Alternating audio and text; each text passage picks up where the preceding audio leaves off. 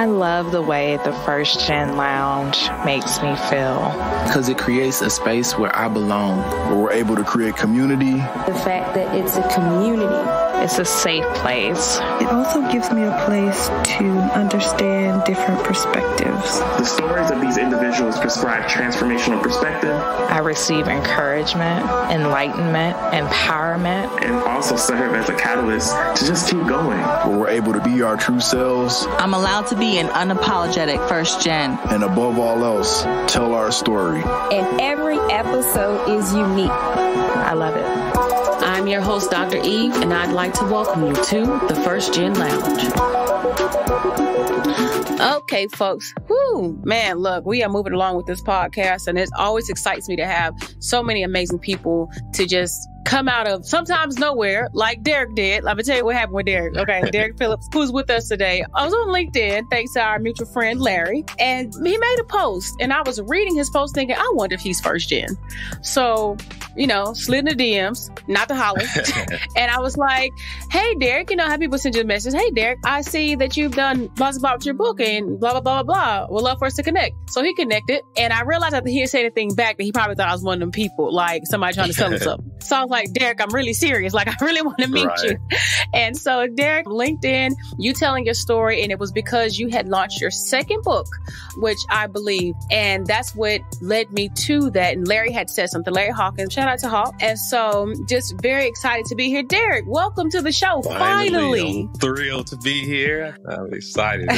You're doing big things, so I'm happy to be a part of it. Oh, man, I appreciate that. I'm so grateful for you. I really, really am. And look, it took us, y'all, look, when you two people like us out here motivating and congratulating and all that stuff, your schedules could be tight. And so I'm proud of you, friend, because you've had a lot of great things happening in your life recently. So shout out to you for the victories that are good. Thank you.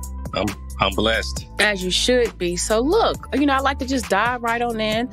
If you will, let's tell the good people about you, who you are and what you do and where you're from and all that fun. Will do. Happy to do so. So I'm Derrich Phillips. I got a kind of a weird pronunciation for my name. My mom was getting creative. So instead of Derrich, she emphasized the rich. Oh, and I've been calling you Derrich. You ain't said nothing. I went by Derrich for the first 34 years of my life. I didn't want to correct people. I just finally started embracing the uniqueness of my name. Derrich. Okay, sorry, y'all. Derrich Phillips. Okay. Hey, definitely. So I'm Derrich Phillips from Gary, Indiana. A lot of times people hear Gary, Indiana, automatically think of Michael Jackson and the Jackson 5. It's a lot more to Gary beyond that. It's not all glitz and glamour. Not at all. Gary's about 26 miles outside of Chicago. It's a rough place growing up in Gary. In the 90s, they had the highest murder rate in the United States. So it was like growing up in a war zone, but I'm very thankful for that experience. Even growing up poor, it just prepared me for so much. It made me so resilient, so mentally strong, and that set me up to thrive now. So today, I'm an author, I'm a father, a husband, entrepreneur. Just all of those accolades it all goes back to my roots, Gary, Indiana. What makes Gary, Indiana such a special place for you, though? Just because that's all I knew from birth until I left at age 18 to join the Army. So that was home. I thought everyone lived like that. I thought everyone was poor. I thought everyone dealt with being surrounded by gangs and drugs. So it was normal to me. But once I left, went to the Army, and then came back, that's when I realized, like, wow, no, everyone doesn't live like this. And this really is a unique place. So now I'm living in Dallas, Texas. Definitely love Dallas. It's a big city, a lot of opportunity. But Gary still always will be home for me. I always hold that special place in my heart. I love that. And it's interesting that you said that that's all you knew. And then you left and you came back, because your first gen experience isn't that you went to college right away. Correct. So I joined the Army right out of high school. 2 weeks after high school graduation, I'm in basic training at Fort Jackson, South Carolina. And I knew that I wanted to go to college. And that was one of the reasons I joined military, because I knew they would pay for it. So it was kind of one of the pitches that the recruiter gave to me. And I knew that I was going to take advantage of it. So once I got to my first duty station, which was Germany, I immediately signed up for classes, and they actually had universities on the military base. So if it was going to be free and they're on base, I can walk to class. I had no excuse not to do it. Within 3.5 years, I finished my bachelor's degree while serving in the Army. That's pretty nice. So you had school paid for? Yep, 100%. Uncle Sam. Thank you, Sam. I am. We appreciate that. And that's really cool because, a lot of first gens don't necessarily have the opportunity to go to school and have it paid for. Yep. And again, your route is so unique such that not only was school paid for, but it was by military, which is an option. Because I know sometimes people are discouraged from going to military, but it ended up being a benefit for you. Big time. That's probably, looking back on it, was certainly the best decision I could have ever made. Now, in high school, I was a good athlete. I was really good in track. So I had opportunities as far as scholarship offers to run track in college. But as I mentioned, growing up poor, I really wanted to be independent. Like as soon as I graduated high school, and I knew the military was going to provide that for me versus me just going straight to college. I felt like, okay, I'm just going to be a poor college student struggling.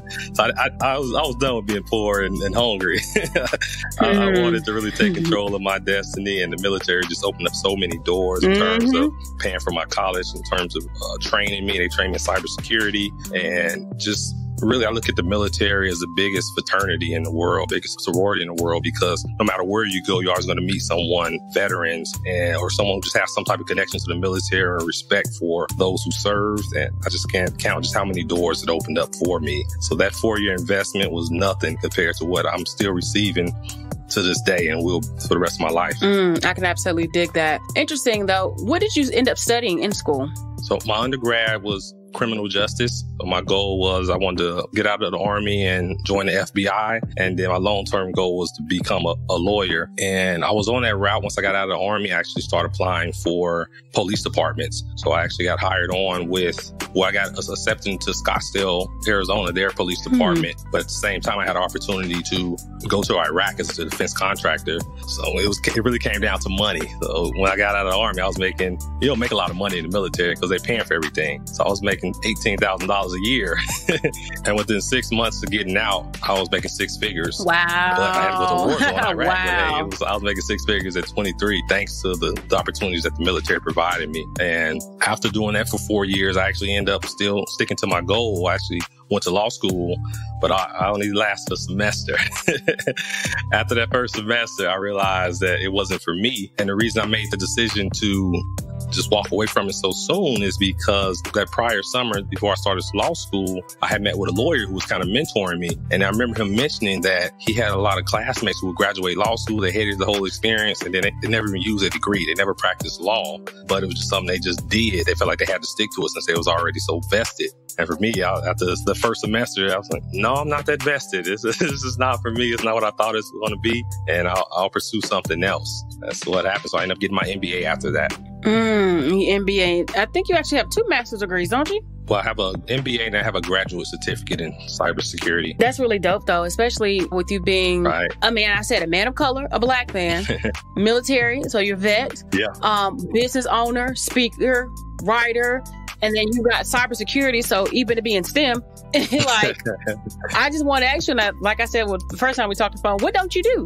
Because you do a little bit of everything, and that's really cool that you're so versatile because of the challenges that you've experienced in your life. Right. Which I know that you talk about, navigating those challenges. I mean, one coming from a place that was full of gangs, and I know that you mentioned drugs and alcohol and abuse and the violence and all. And then I even think that I recall you saying somewhere that you had ADHD growing up as well. So nothing about your childhood, especially as a black man coming from Gary, Indiana, which was the crime capital, was saying that you were going to be who you are today. 23 making 6 figures. Huh? Yeah. Actually, what was I doing at 23? I don't know. Only in America, I tell you. Yeah, that's definitely inspiring. Which again, you say only in America. Let's talk a little bit about your book now. Okay. The Poverty Powerball, the turning adversity into your winning speeding ticket, which I thought that's really what caught me, because I was like, what is this? But you were promoting it again, just learning about it. So tell us about that. You know, what is it that you want people to get from your book? What inspired you to write your book? I know you do have an expert or video on your website, but tell us here so we can go look. Oh, yeah, certainly. So I got the idea years prior because I would meet people and I would tell them where I was from and what I had to overcome. And their first reaction would be like, so how'd you make it out? And as more people started asking me that, I realized, like, hey, I must have something. I guess what did allow me to make it out of those circumstances. And I ultimately realized that even though people were viewing it like, hey, you grew up in those tough circumstances, that you were disadvantaged, I actually came to realize that was actually my competitive advantage. Having to go through so much adversity, it built up just that resilience, which you can't buy resilience. And once you are able to perform under stress, once you know what you're capable of, what you can endure, that just sets you up for so much. It's nothing you can't do. So you really just have that you can accomplish anything mentality. And in terms of, like I said, I had the idea for the book in my head. And it was one day I was just listening to, actually, it was a Jay-Z song. And he said, since I made it here, I can make it anywhere. And it's kind of like a light bulb went off in my head. Like, that's it. That's the kind of the concept I need to spin in my book, where kids growing up in these tough places, these inner cities, these hoods, where they realize, like, hey, this is preparing me for so much more. And that's essentially what Jay-Z came to that realization, where that by age 12, his father had left. And he had to turn to selling drugs and try to help feed his family, help his mom out. But he realized by the time he was 19 that he had learned so much in terms of street sense, in terms of being resilient, resourceful, all these different things. He realized that those skills are transferable to legal careers. And he decided to focus his in on rap. But just kids growing up in those environments, they can just realize that there's so much value in those skills, and they can transfer that to do whatever they want to do, because it's people growing up in middle class, upper class who wish they had their resilience, who wish that they were so mentally tough. And growing up in the hood, you're getting that. So that's for me. So looking back on just to answer that whole question is poverty was my Powerball. That was my competitive advantage. And with the book, I want people to know, even if they're not growing up in poverty, that whatever adversity you've gone through that you overcame, you're stronger because of that. So that's your Powerball. That's your competitive advantage. So whether it's you overcame a disease, cancer, divorce, whatever it is, you look at that strength. And that's what it all came from. And when you think about the lottery and kind of tie that concept in, is because most poor people play the lottery. Well, a lot of poor people play the lottery. That's the majority of people who buy lottery tickets. And I realize they're looking for an escape. They're looking for a way out. They're looking at external sources for forms of wealth. But in reality, that wealth exists in them. That wealth exists. They have that value inside through their experiences, but they just don't realize that they can transfer that into something that's of value. So what do you say to the young men, black, white, blue, purple? What do you say to them who look at you and say, you just got lucky, you special? What do you say to them? Because I'm sure that's come up, or at least I imagine, because you have some people who come from the same place you come from, and they just think that you're lucky, but you came from the same circumstance. What do you tell them? Definitely. Yeah, I certainly get that. And a part of it, you can look at it as luck or being blessed, depending on what your faith is. I'm certainly blessed. I don't deny that. But I can't remember what quoted this, but it essentially says, the harder I work, the luckier I get. And that's really what it boils down to. And of course, yeah, we do get lucky breaks in life. We do get blessings where people, they just open up doors for us. And for me, it was my Uncle Tommy. When I was 11 years old, he became my legal guardian. And that was at a time where I was definitely heading down the wrong path. I was already involved in gangs, smoking weed, stealing, just doing all of the negative things that fit that stereotype of black boys growing up in that environment.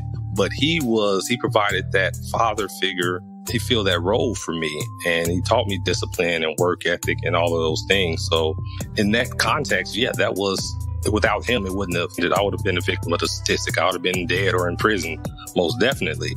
But to answer your question as far as how other boys can make it out, or girls, or whoever's growing up in that environment, is really just realizing that there's always an Uncle Tommy. There's always someone around you that can fill that void that you're missing and give you that guidance. And in addition to my uncle, it was coaches, it was teachers, it was family friends. So just I would advise them to seek just positivity around them, because I'm a big believer in what you focus on expands. So if you're focusing on negativity, if you're hanging around toxic people, then that's all you're going to know. That's all you're going to see.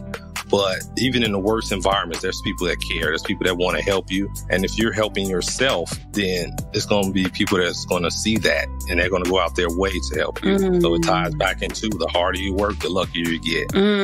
That's real. So make no excuses for yourself.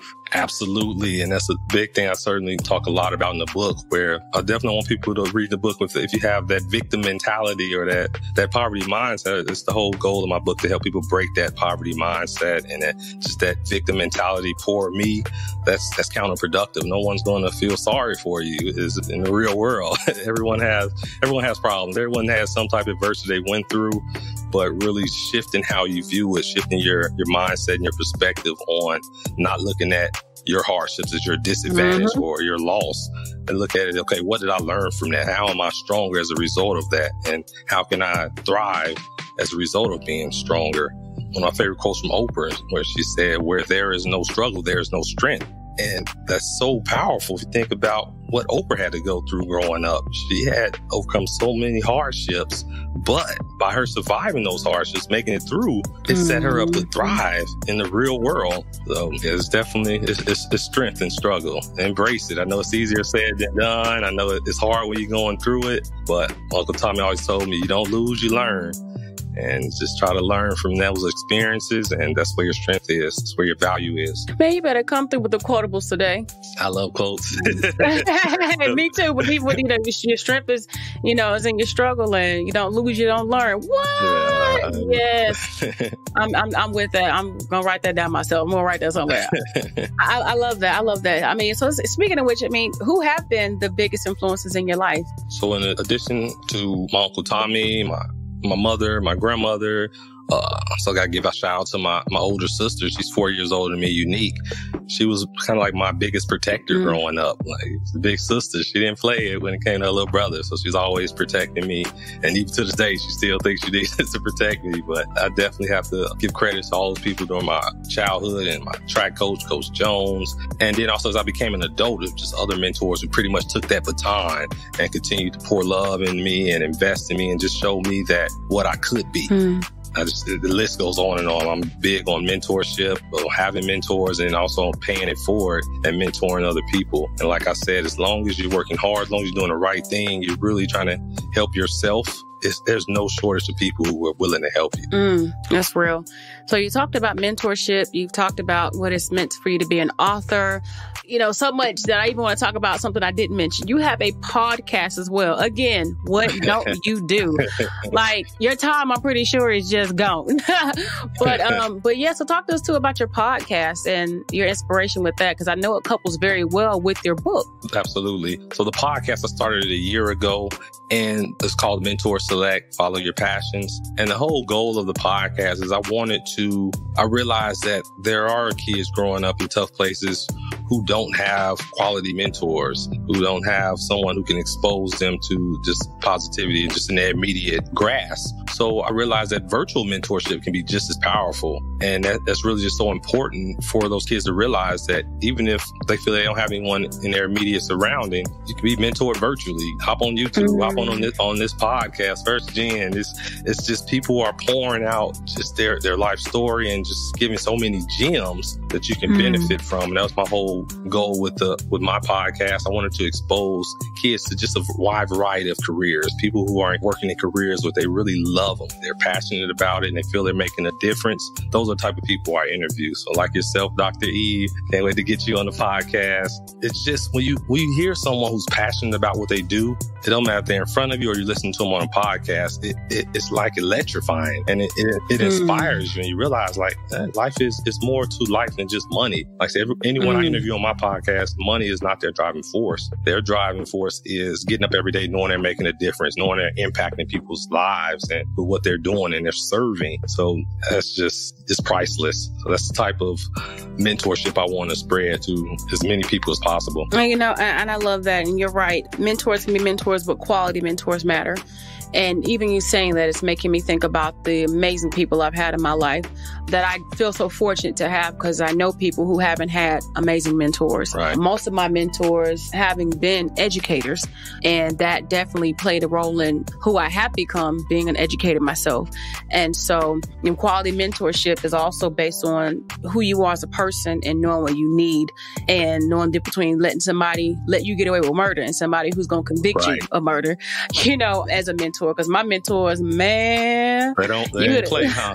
Listen, you would have thought they was my life for real uncle or aunt or something. Like, when I say that, big brothers and even big sisters, because there are people like, nah, I ain't letting up, and you know better, and I want you to rise and to do well and to be well. So as a first gen, I thank God for mentors, and again, loving the work that you do, even the poverty mindset, talking about mentorship, all things that resonate even with my own beliefs about life and how we navigate and how we thrive. So I think that's really cool of you.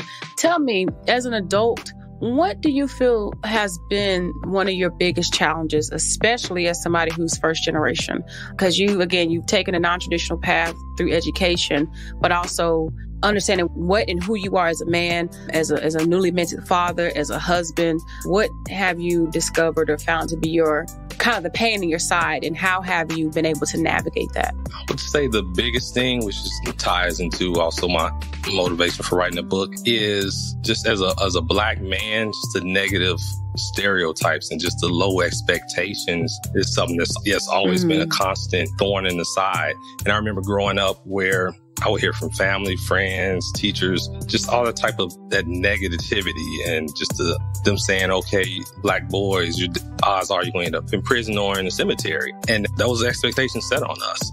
It took a lot to break that mindset, to break those limitations. And I see that today. I kind of get flashbacks by it when I'm looking at the media, when I'm seeing just like what the media portrays as Black men are being like basically victimized, and Black men are an endangered species. Black men are being just slaughtered in the streets. And a lot of it is happening, but at the same time to just accept that as okay, or accept that, hey, that's life. Because I'm Black, I'm destined for nothing. Then I'm really aiming towards helping people break that mentality. And I wanted to, with my book and with my podcast, just highlight Black men who are doing extraordinary things and who've come from similar backgrounds, but they don't have that victim mentality. They don't have that poor me mentality. They don't have that because I'm Black, I can't be successful. No, they realize that because I'm Black, I'm destined to be successful. Because I'm Black, because I'm a Black man, I'm built for this. I'm going to thrive. So it's just, like I said, it comes back to shifting that mindset and not just accepting what we're being fed from, whether it's media or family, friends, or whatever. If it's negative,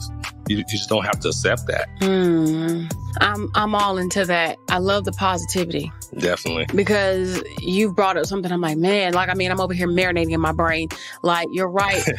I said to somebody before that we're nothing more than the big versions of who we were as kids. So the things we have not addressed or faced, we're still dealing with, and we're projecting in relationships and work environments and just as people, period. So we have to deal with our mess. So even for you to go back and say that and mention it, it's true that even as first generation college graduates, we come with some baggage, some things from our past that we have to be willing to deal with and face before we can get to the goodness of what life has to offer. And what I mean by that is before we can, be in healthy relationships, before we can say, I'm good enough, I belong here, I'm not an imposter. Changing that self-talk is tremendous. And so the fact that you brought that up, I'm like, you're right. And, I think about it, I mentioned it, but like, good point to make to the family to have something, to think about as they're working through their own stuff. And I love that you mentioned the self-talk. That's certainly important to tackle those insecurities that we have. We all have insecurities.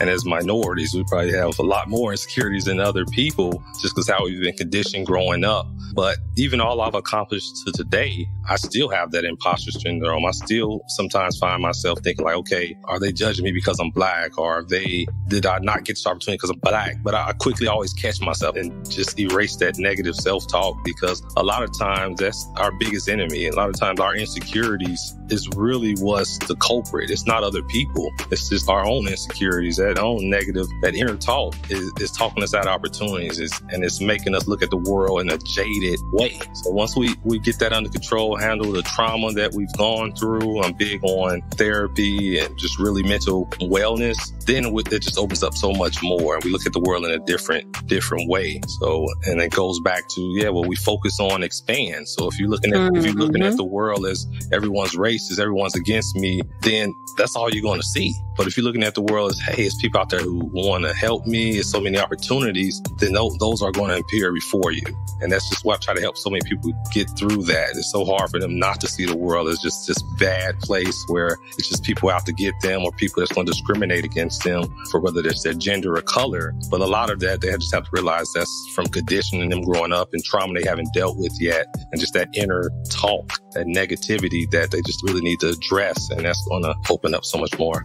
So what do you suggest for those who are trying to work through the negative self-talk, changing it to positive? What are some advice you would give from your perspective, from things that even you've done to improve? Right. For me, like I said, I'm big on mental wellness. If they have access to, whether it's a therapist, psychiatrist, something like that, someone they can talk to, especially a professional that can help them kind of deal with some of that trauma. But if that's not an option, then also it kind of starts to what you're putting in your mind. And I was talking to someone yesterday, a lady, where she made the comparison, like if someone's obese and they want to lose weight, we're first going to address, okay, what are you eating? Start counting calories, things like that. And I think it's the same way with if you have just so many insecurities and you just have that negative self-talk, then I want to know, okay, what are you watching? What are you listening to? Who are you surrounding yourself with? And oftentimes there's going to be people who are dealing with the same issues, who have the same type of victim mentality. So that's all they're going to know. But once they start hanging around positive people, start reading positive things, listening to positive music, positive aspirations, seeing themselves a different light, then that goes a long way to help with their mental wellness and to really help them overcome and just resolve those insecurities. I'm with that. I like to do affirmations. Oh, yeah. I like we talked about quotes. I love doing quotes. I love doing sticky notes, even just putting stuff somewhere where I can see it on my phone. Like if I can do it to stay empowered, to stay encouraged, to stay uplifted, I'm definitely a fan of trying those different avenues for finding that space to change my mind about what I think about my life. Even listening to like YouTube videos, you know how they have like the motivational abundance and attract abundance and wealth and stuff. Like I listen to those to keep me focused, and especially in the morning. And something that when I notice I do, and I can tell the difference in my day. When I wake up and say, today is a great day, I am powerful, I am wealthy, I'm healthy. Like I speak those things over my life, I can tell the difference in my day. It manifests. Absolutely. Because it's all the energy. Yep. You know, and what you put out, like I said, it comes back in. Definitely so. Well, oh my gosh, like we're talking. I love talking. I can talk all day. But I know that if we come to a point where we are going to have to wrap up, and I'm like, oh, but I want to talk some more. Having fun. No, just like the first time we talked for real, like it's just we just hit it off. It's a natural conversation. And definitely. I'm just so, intrigued by even your path to where you are and what you've become, and so proud, though we are distant friends, I'll say we're new, we're budding. Again, thanks, Elle, for the connection. Appreciate it, Larry. Yeah, it's just one of those things where it's just, again, to be the Black man who came from nothing and now you have everything you could have ever imagined is really dope, and it's inspiring, and definitely something that, on the show, and I'll say this right quick too, I never imagined that the idea of race and gender would come up so much in this show, not just yours, but with the podcast in general. And I honestly tried to avoid it in the very beginning, because I didn't want it to be something that would have pigeonholed me or put me in a space where I only do Black stuff or minority stuff. But I realized that the people who they're coming with their stories, and the stories are just the truth. Yeah, you can't filter them. And now you can't. But then I noticed the more I talk to each guest, and even like having you now, what I learned is how much we are different, but how much we are so alike. Because all of us are dealing with who I am in this world, how I show up, and what the world told me about who I would be. And so the power is that we've all become something in one way or another. We are all somebody. But then to even hear now your experience, and again, you can't deny you being a Black man. You said it directly, and I'm like, he said it, but not because I didn't want you to say it, but it's like, again, you ain't no substitute for the truth, right? India, okay.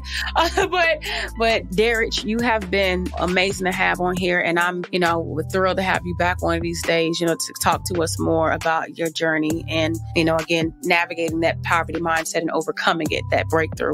But as we're wrapping up, would you please tell the family the one thing you want us to remember, to keep in our minds about you, to keep with us for the rest of our life? Rest of your life. Okay. Hey, no pressure. No pressure. So yeah, something I was thinking about as you were talking is I want the listeners to always keep in mind everyone's struggling with something. So I don't care what your background is, your race is, your financial status.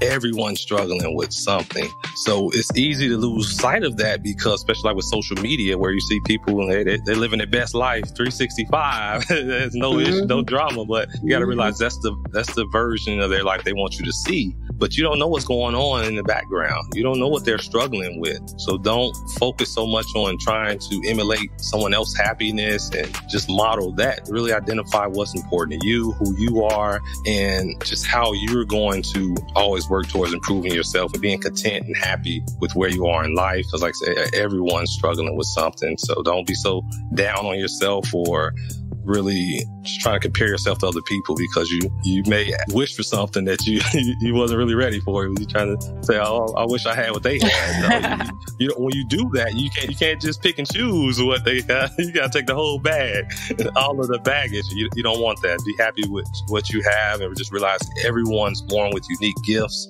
And the way you discover those gifts is by looking outside yourself, seeing, okay, who can I use these gifts to serve? How can I help people? How can I make the biggest impact? That's what's going to give your life fulfillment, not money, not material things. It's going to be just, people helping people. That's what I've come to the conclusion. That's what it's all about. And the money's going to come. The more people you serve, and money, fame, all that stuff comes with it. But that shouldn't be your driving force. Be value who you are.